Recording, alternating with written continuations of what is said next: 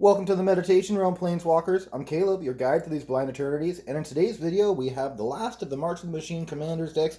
We have the Tinker Time deck. This one's ran by Gimbal, the Gremlin Prodigy. It's the Teamer deck. Gonna hop this one open and see what we get lucky with.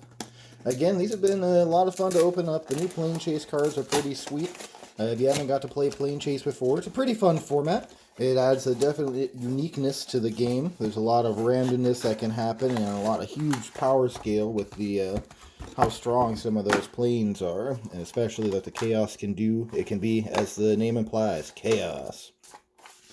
Let's go ahead. We'll take a look through our Plane Chase cards first. We'll save that collector sample pack for last. We've gotten pretty lucky on the collector sample pack so far. Half of them are pretty good. There's a lot of value to be had in those when you can get mythics and whatnot that are still valuable from the set. The randomness. So we have our first phenomenon. Each of these decks have one phenomenon and then the 10 planes, 5 new ones, 5 old ones. So we've got Plane-Wide Disaster. It's a phenomenon. When you encounter it, destroy all creatures. Well, that's pretty easy. It's the Wrath of God on the phenomenon. And then we have, on the plane of Mirrodin, the Glimmervoid Basin. Whenever a player casts an instant or sorcery spell with a single target, that player copies that spell for each other spell, permanent, card not on the battlefield, and or player the spell could target. Each copy targets a different one of them. And whenever chaos ensues, choose target creature. Each player, except that creature's controller, creates a token that's a copy of that creature. Alright, so for those feather type decks, it's an easy way to be able to target one thing and buff everything on the board. Or for if you play a removal spell, it's going to target everything on the board. This could get nuts. And then now we have, on the plane of Ravnica, we're in the Selesnya Loft Gardens. If an effect would create one or more tokens, it creates twice that many of those tokens instead. If an effect would put one or more counters on a permanent, it puts twice that many of those counters on that permanent instead. Alright, so we've got Dublin Season on the plane of Ravnica. And whenever chaos ensues until end of turn, whenever you tap a land for mana, add 1 mana of any type that land produced. Alright, so we've got a Doubling Season with a minor Mirari's Wake effect on the bottom. I like it. And then on Dominaria, we're in the Isle of Vesuva. Whenever a non-token creature enters the battlefield, its controller creates a token that's a copy of that creature. And whenever chaos ensues, destroy target creature and all other creatures with the same name as that creature. Okay, so that's an easy way to kill off tokens, basically. And then on the plane of Wrath, we're in the Stronghold Furnace.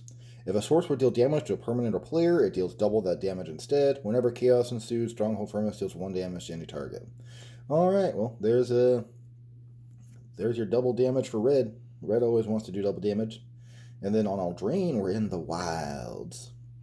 When you planeswalk to the Wilds and at the beginning of your upkeep, create a food token.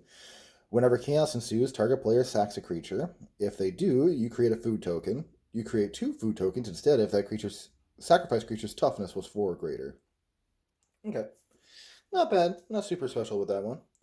We have the plane of Kaladesh. We're in the city of Girapur. At the beginning of combat on your turn until end of turn, each non-creature, non-vehicle artifact you control becomes a 5/3 vehicle in addition to its other types and gains trample, haste, and crew 2. And whenever chaos ensues, return target non-creature artifact card from your graveyard to your hand. Interesting. So you can turn a bunch of your artifacts into vehicles to be able to man. Here's another plane I don't think we've been to yet, Gobakhan. This is the Western Cloud. Prevent all damage to be dealt to creatures and planeswalkers you control. And whenever chaos ensues, create 3 tapped treasure tokens. They each deal 1 damage to each creature and each planeswalker. Interesting. Here's another plane I don't believe we've ever visited. Shenmeng, the 10 Wizards Mountain. Whenever you roll the plane or die, put a 1/1 counter on up to 1 target creature. Interesting. So this one's just always going to benefit you on rolling the dice. And whenever chaos ensues, creatures you control gain flying until end of turn. Well, hey, at least this makes it so that when you roll on the die on this plane, it actually does something on every roll. I like that. And then back to Dominaria, we're at the new Argive. Whenever a historic creature you control attacks, it gets +2/+2 until end of turn. And whenever chaos ensues, reveal cards from the top of your library until you reveal a historic card. Put that card into your hand and the rest on the bottom of your library in a random order. Alright, not bad. Interesting set of planes. some more modest ones I felt in that one compared to some of the other decks. I feel like some of the other decks had a little more explosive ones, but it's good to have a little variety. And then we got the rest of the deck here. It's got the usual stuff. It's got the deck box that you can put your commander deck in. It's got the inserts to be able to pop out. The roll down spin wheel dice, or life counter I should say. And then it looks like it's all 1/1 counters as far as the punch outs for you. But let's take a look at our cards here. Let's see what good newbies and reprints they put in here for us. I feel like they undercut us a little bit by only giving us 10 new cards instead of 15 per deck, but they did give us new Plane Chase cards, so there is that. So we've got Gimbal, the Gremlin Prodigy. He's the face of the deck. He's a Gremlin Artificer for 2, a green, a blue, and a red, and he's a 4/4. Artifact creatures you control have trample. And at the beginning of your end step, create a 0/0 red Gremlin Artifact creature token, and you put X1 counters on it, where X is the number of differently named artifact tokens you control. So interesting. He's specifically caring about the artifact tokens to make that guy big. And then we have Rajmi and Ragavan, the other face of the deck. Whenever you cast your first spell during each of your turns, exile the top card of target opponent's library and create a treasure token. Then you may cast the exiled card without paying its mana cost if it's a spell with mana value less than the number of artifacts you control. If you don't cast this way, you may cast it this turn. Alright. So if you don't get to cast it for free, you get to just cast it and spend mana. So that's not bad. I think he can see a lot of play, and it focuses on Teamer artifact strategy, which is definitely different. Crack open. Alright, looks like we got a few reprints to go through. First, Fractured Power Stone. I say if you're going to continue to play Plane Chase with your friends, auto-include that into the decks. It's a must-have. Being able to roll the planar die at any time like that on for free on that artifact is really strong. And ooh, Hellcast, good reprints. Got the signal, Signet's always a staple in every deck now. Curse of Opulence is another one that's pretty good for the red ramp if you don't have that in your decks. Looks like some of this random uncommons that they, sometimes I feel like there's some real chaff uncommons that they put in here, but that's just how it goes out sometimes. Like Struggle to Survive, boo. Tyler's Provisioner, though, that's a good uncommon. Definitely worth using. Vampire's Vengeance deals 2 damage to each non-vampire creature, and it creates a blood token. Like, I get that it creates a blood token, and you care about other tokens, but 2 damage to each non-vampire creature, you're not running many vampires. This is just a 3-mana, 2 damage board wiping commander, which is real weak. Again, I think this was the deck that had the weakest build overall. So I guess we're to our first new card here. We have a Schema Thief. It's the Dalkin Rogue Artificer for 3 and a blue. It's a 3/3 flyer. Whenever it deals combat damage to a player, create a token that's a copy of target artifact that player controls. Ooh, that's pretty strong. Sandstep War Riders. It's a 4/4 human warrior for 3 and a green. It has trample, and at the beginning of combat on your turn, bolster X, where X is the number of differently named artifact tokens you control. So again, caring about the different named artifact tokens. We have a Cut the Negotiator. It's an Orc Pirate for 2, a blue, and a red. It's a 4/3. It has Parlay. When it attacks, each player reveals the top card of their library. For each non-land card revealed this way, you create a tapped treasure token. Then each player draws a card. Hedron Detonator. It's a Goblin Artificer for a 2 and a red. It's a 2/3. Whenever an artifact enters the battlefield under your control, Hedron Detonator deals 1 damage to target opponent. And sacrifice 2 artifacts, exile the top card of your library. You may play that card this turn. Okay, so this guy can do a lot of work, especially in the treasure-based decks, because every time you create a token, you're going to deal damage to somebody. And being able to sacrifice artifacts to be able to play cards from the top of your library is card advantage. So definitely a good guy. I could see him seeing a lot of play in the future. The Ichor Elixir has been in every one of the commander decks here. And again, if you're going to play with the planar decks, I highly recommend playing it. Path of the Animist. Sorcery for 3 and a green. Search your library for up to 2 basic land cards, put them on the battlefield tapped, and then shuffle, so it's an explosive vegetation. And it has Rule the Planeswalker, starting with you. Okay, yeah, each player votes for Planeswalker Chaos. If Planeswalk gets more votes, Planeswalk. If Chaos gets more votes or is tied, Chaos ensues. So this is another one of those ones that I think is a decent staple if you're going to continuously play with Plane Chase cards. The Will of the Planeswalkers effect is neat, and this is a decent effect for 4 mana. Explosive Vegetation still sees play. Good ramp is good ramp. Pain Distributor. It's a Devil Citizen for 2 and a red. It's a 2/3 with Menace. Whenever a player casts their first spell each turn, they create a treasure token. And whenever an artifact an opponent controls is put into a graveyard from the battlefield, Pain Distributor deals 1 damage to that player. Nice! So it's a red card that punishes the people with all the treasures and artifacts. So again, another card I could see seeing a lot of play.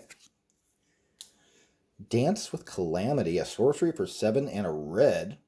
Shuffle your library. As many times as you choose, you may exile the top card of your library. If the total mana value of the cards exiled this way is 13 or less, you may cast any number of spells from among those cards without paying their mana cost. So I guess you could get real lucky and cast a lot of spells. I mean, so essentially for 8 mana, your best case scenario, the ceiling for this is you're going to cast 13 mana worth of spells from the top of your library, which could be okay depending on your style of deck. You could have a bunch of cheap spells and this is like your most expensive one, but I don't know about this one. It might find a combo home somewhere.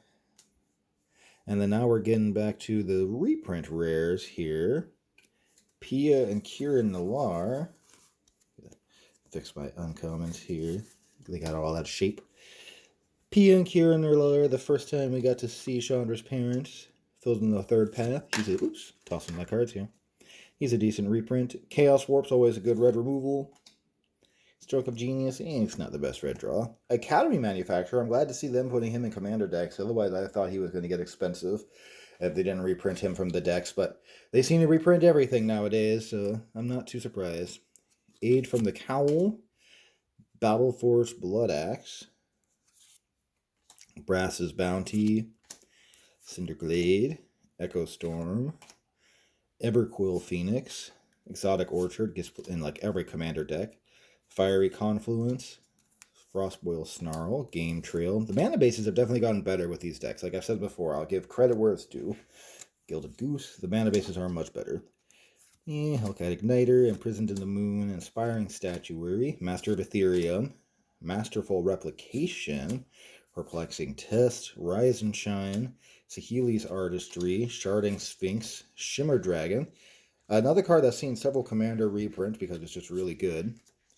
Skyclave Relic, Spell Swindle, Spine of Ishsaw, Temple of Abandon, Temple of Epiphany, Temple of Mystery, Thopter Assembly, Thopter Spy Network, Tireless Tracker. Hey, I think that might be some of the most valuable reprint in here. Vidalcan Humiliator, Vine Glimmer Snarl, Workshop Elders, and then I think we're on to down back to the basic lands. So, some interesting cards in this, but I definitely think it's the weakest of the Commander decks that came out this cycle, There was a clear winner here with the Knights deck, and I think there's a clear loser here with this deck. But hey, maybe we'll luck out and we'll get to make up for it in this collector pack. Let's see what we can get here. Again, I've been really fond of these because, sometimes you're going to get crap. It's like any pack you put in a gamble, but the fact that these are just automatically included and you could get something pretty sweet as a new player getting a Commander deck like, let's see who we get here. We get Quintorius Loremaster in a short case. It looks pretty sweet. He's not the strongest card, but I'm curious to see where this guy's going to go story-wise. Maybe he'll ascend and get a spark. And then the worst-looking showcase of the set, Emoti, Celebrant of Bounty. Well, always glad to have you here, Planeswalkers. It's fun looking through these decks. I'm looking forward to going through the new ones that are coming out in Lord of the Rings and the Commander set later on this year. The Martian Machines, the Aftermath, did not have anything with it as far as Commander supplement product. Obviously, it's only a 50-card set. I may or may not be opening product for that one. I wasn't going to be buying any myself, but if any of my viewers hit me up and want me to open some on the channel, I will be. It's such a small set, I'm likely going to eschew buying any of this one and then just going for all in into Lord of the Rings so we can see what happened with us with the rings if we might get lucky. Thank you for joining me, Planeswalkers. Always glad to have you here. Like, share, and subscribe, and I look forward to seeing you here on the next video.